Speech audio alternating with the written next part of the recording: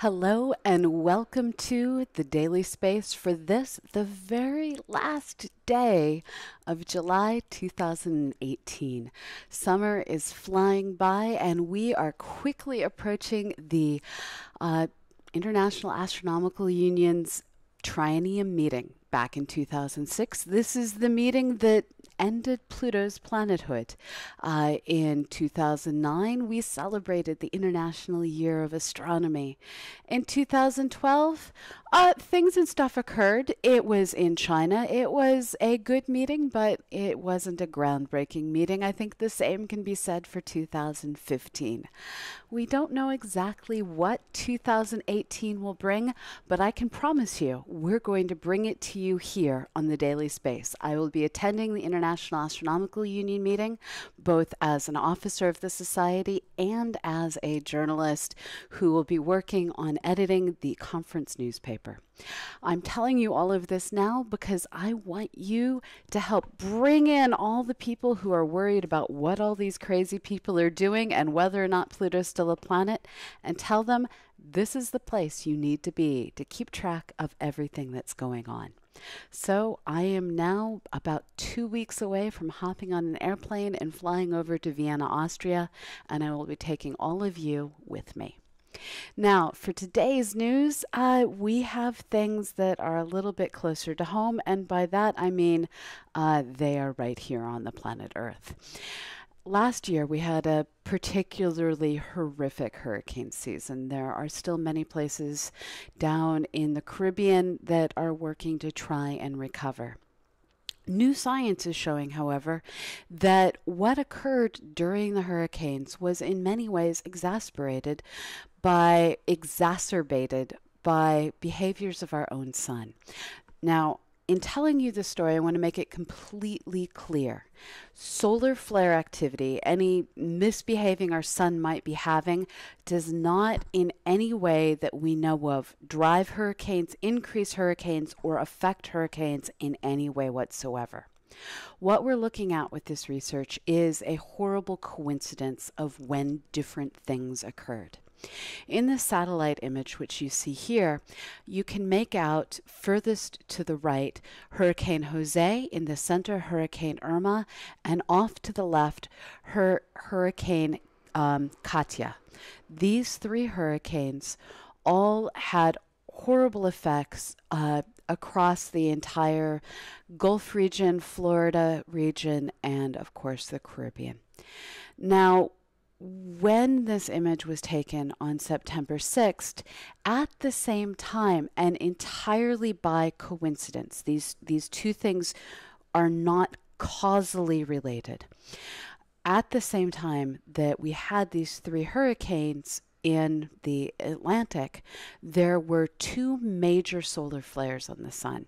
The first was a class X 2.2, and the second was a class X 9.3 solar flare. These erupted East Coast time at roughly 8 a.m. Now, the reason that this is being discussed now is in reviewing what happened during communications, preparation, and just dealing with trying to survive these hurricanes.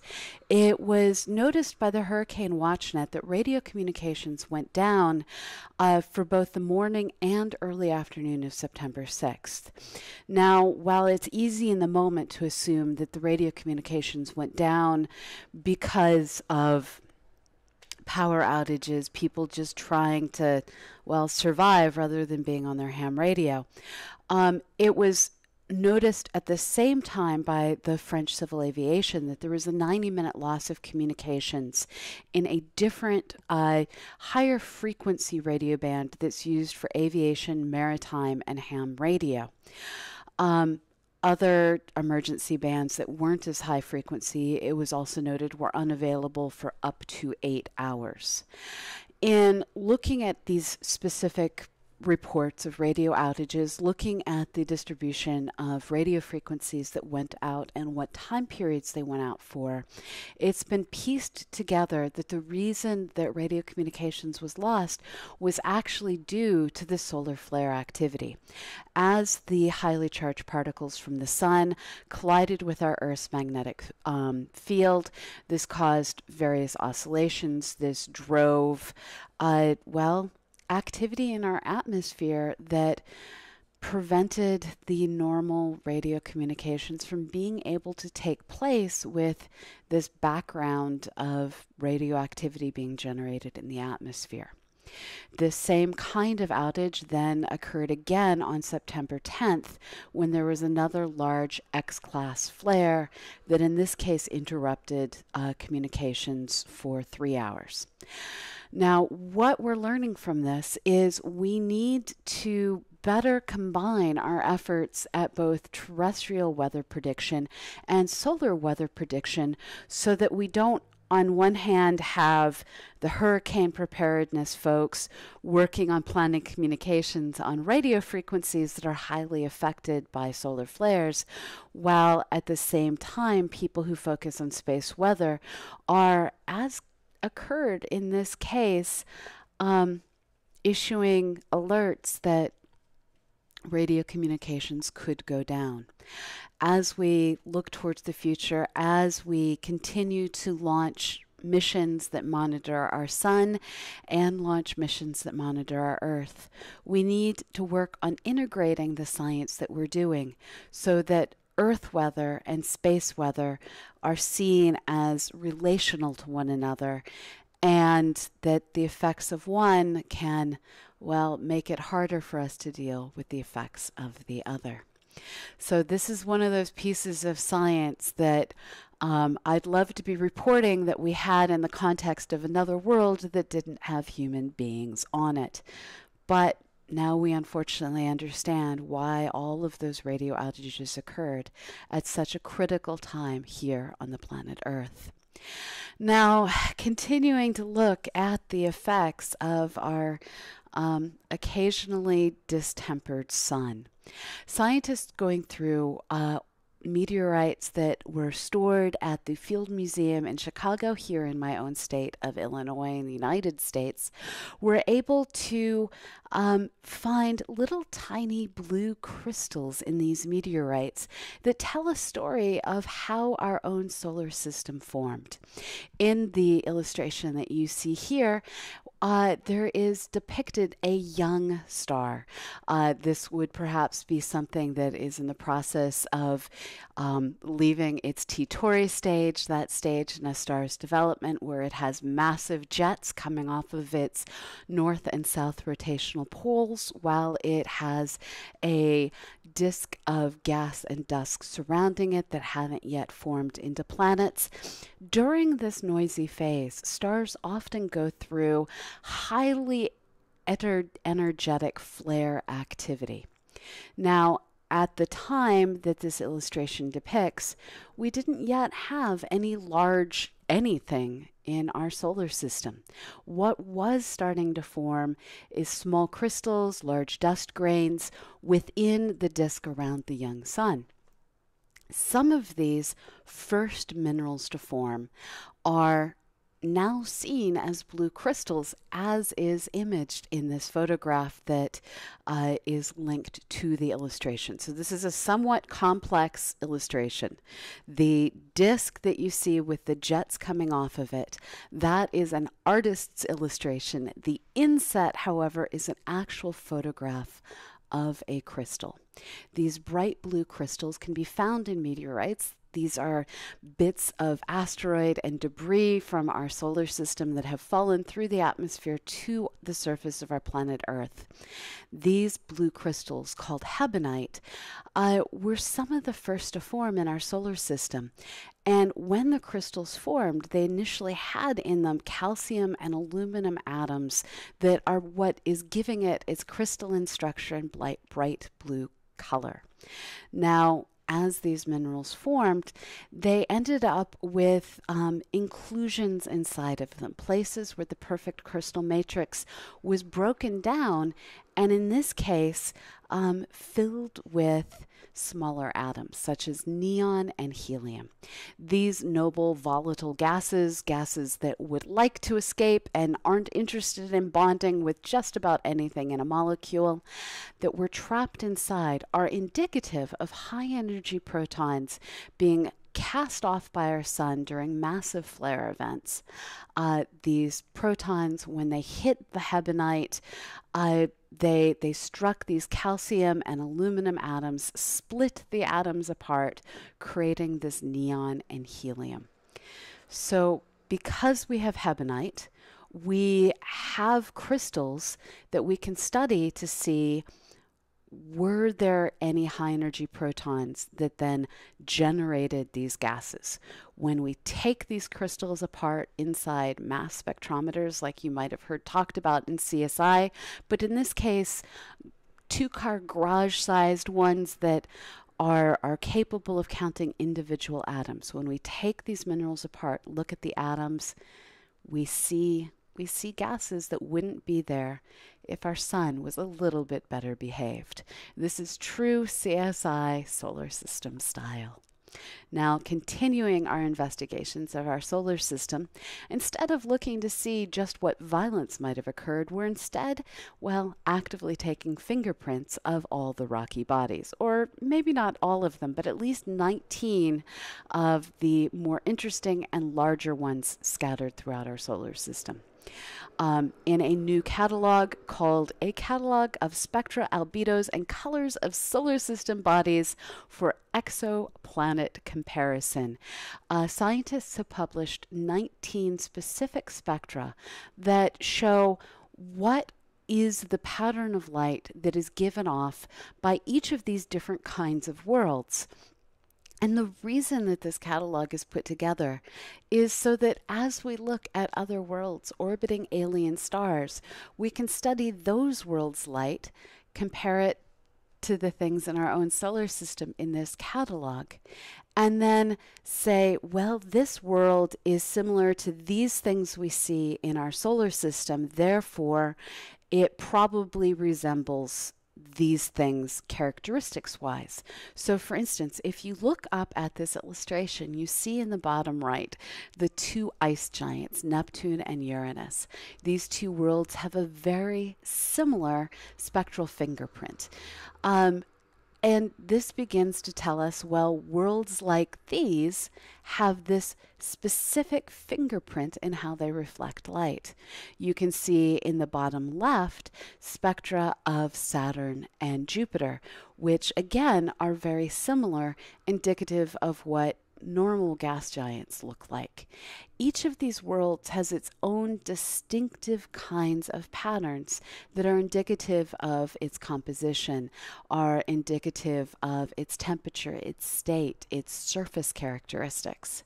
By studying each of these worlds and learning what similarities and differences relate to what physical characteristics of the world, we are going to be able to study the physical characteristics of worlds thousands of light years away from here.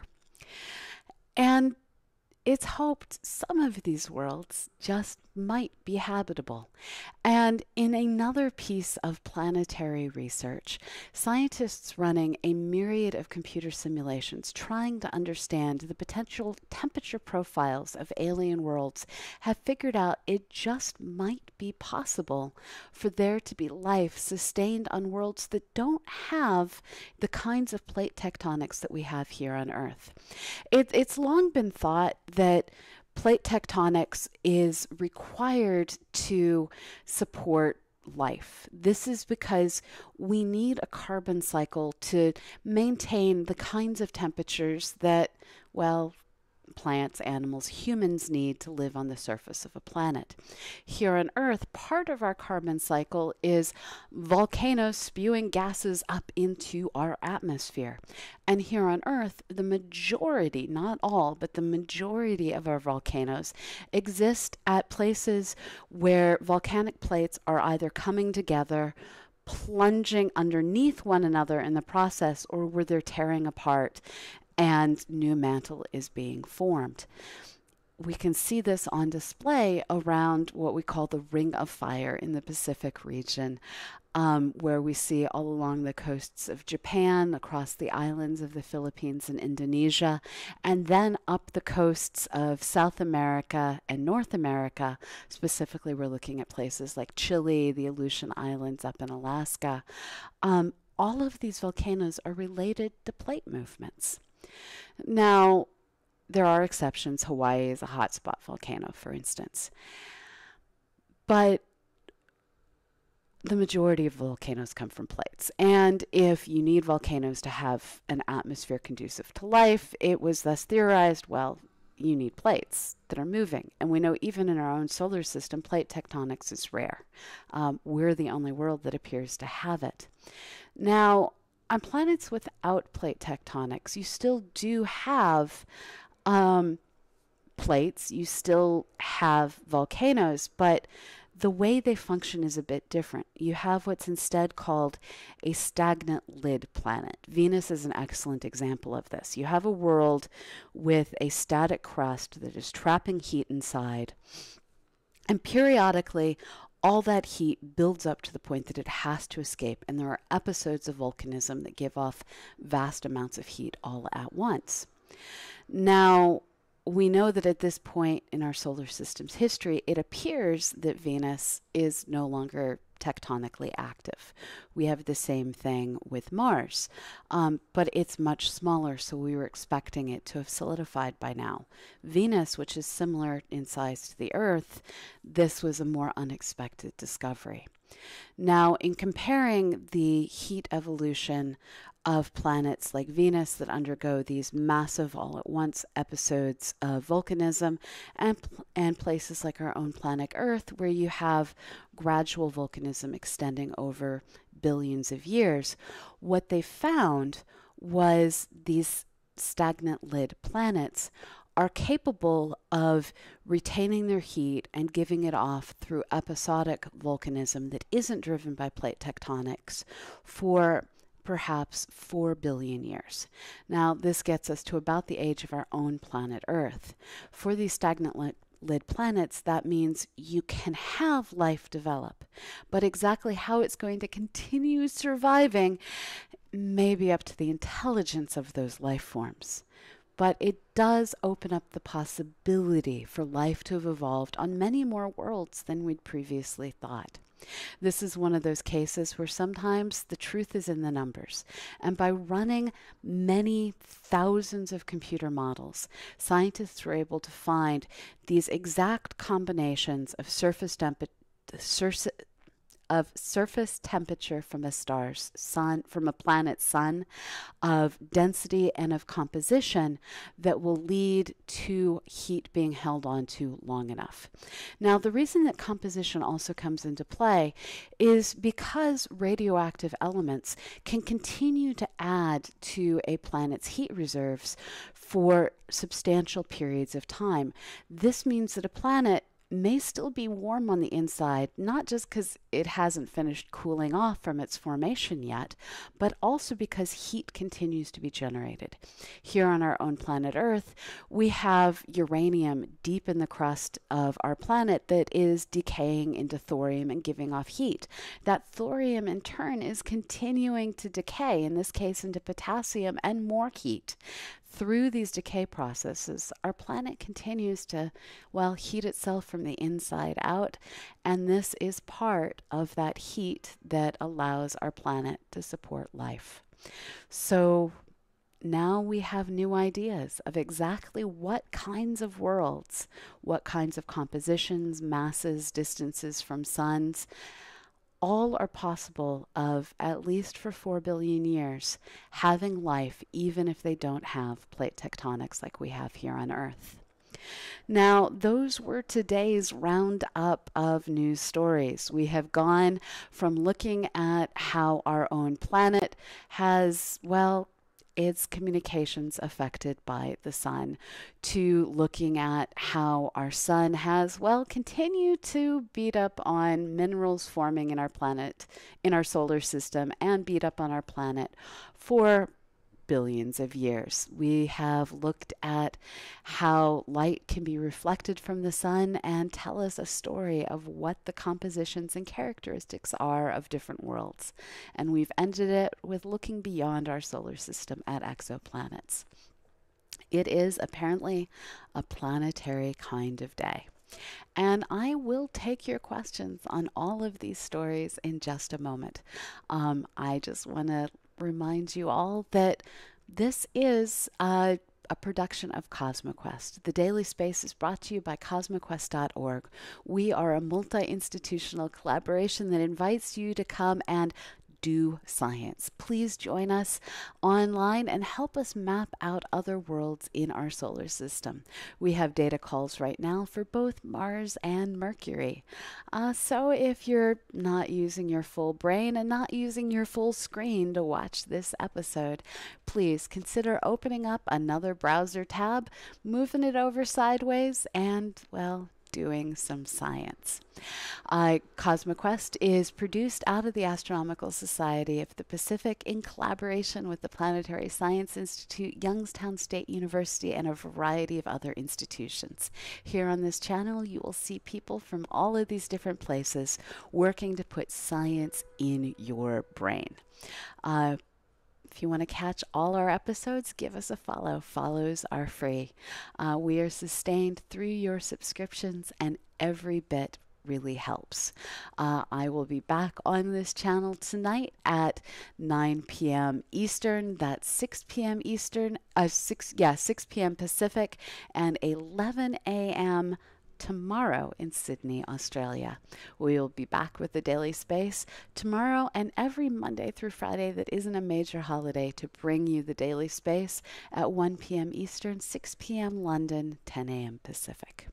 So now I am going to go ahead and pull over your questions and see what I can do to help you understand more about science. So Larry is asking CosmoQuest, are event horizons firewall or fuzzy and stringy? Is this first evidence? I'm not sure what you're referring to, Larry. We don't have evidence of string theory that I know of. Larry, I need more context on your question. You have confused me. Fenring is asking, how do we know that Venus doesn't have plate tectonics? So the Magellan mission, which took place in the late 80s, I believe, did extensive radar mapping of Venus through the cloud cover. And thank you so much, Scott, for the subscription. Can we light up the chat with all those rockets firing to celebrate? Thank you so much, Scott. You have just finished 3 months in a row. So, Fenric, we base our understanding that Venus doesn't have plate tectonics on radar returns of this planet that showed a pattern of surface features that seemed to indicate that its volcanoes were spread out in a way that wasn't consistent with plate tectonics. So it's based strictly on mapping out the surface features and saying this doesn't look like what we would expect with plate tectonics. Let me see what other questions we might have. And as Paranor says, please tag me so that I can find your questions. I love how you're pointing out all the various plate tectonic things that we have here on Earth. It is kind of amazing indeed that we are watching Kenya basically split apart due to plate tectonics. Thank you for the link, Larry. I'm not going to try and read the article and answer questions in real time. but I will add that to the list of things that I will look to bring to you tomorrow here on the Daily Space. So thank you for the heads up on the news. So Ed is asking, just curious, but has anyone heard anything new about the Juno mission? So the Juno mission's constantly producing new and interesting science. There hasn't been any big press releases in the past week or two, but the mission's continuing on. Science is one of those things that's incremental and slow and steady. And with the Juno mission, we have this situation where they're constantly taking these stunningly beautiful images with JunoCam. They pop up all the time in our various Twitter feeds. But the actual science being done by Juno is the kind of science that you get the data back, and it can take you several months. It can take you many orbits to combine the data in ways that give us new results. So we're going to be here when that happens, but it can take time. And then they also have to get all their results through peer review, which can also take time. So as soon as we have anything new, we will work to bring it to you. Any more questions? I do have to go in 4 minutes because today is our weekly team meeting. Tomorrow, directly following the Daily Space, we're going to have Dr. Matt bringing you Astro 101. And as is being pointed out, on Thursday at 9 p.m. Eastern, that is 11 a.m. Friday in Sydney, we're going to have Dr. Julian Scudder on for Learning Space. So Fenring is pointing out that he finds it hard to imagine crystals growing in the void of space. So the way to think about it is the dust disk isn't all that dense, but what we're dealing with is lots of stuff moving around that while it isn't that dense, it's moving quickly because it is a hot disk. And so these crystals come from the results of a variety of different things that collide at fairly significant velocities, bringing the relevant atoms together. And in these collisions, you can end up with all the atoms you need for the crystal formation to come together in one particular place. So this is a vapor Yes, Michael has it right. This is similar to vapor deposition, where you have things colliding together with the correct content, and it's through the collisions of the correct things the minerals are able to build up. So any last questions? I'm clearly going to need to go get more coffee. Considering my mispronunciations. Thank you all for dealing with my tongue-tied kind of day.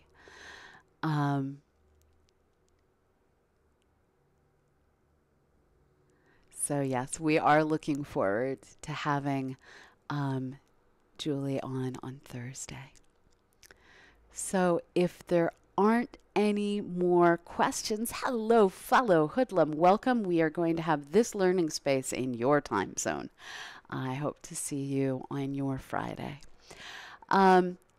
If you don't have anything else you'd like to ask, I'd like to remind you we are gearing up for the International Astronomical Union meeting, where we will continue to bring you more information and more science as is coming to us at high velocity out in Vienna, Austria. So we are all looking forward to that, and we'd love your help getting word out that the Daily Space is even going to get a bigger daily dose of science. So until then, we're going to keep carrying on as we carry on here at CosmoQuest. I will be back this evening to bring you our astronomy office hours. I will be continuing my efforts to do a simulation of the exoplanet Kelt 9b, and you are all invited to join me as we work to get all the science just right. And then again tomorrow, back at 1 here for the Daily Space. So I will see you all on the other side, and until then, wherever you are in the world, have a fabulous morning, evening, or afternoon, and remember to go outside and look up. Bye-bye.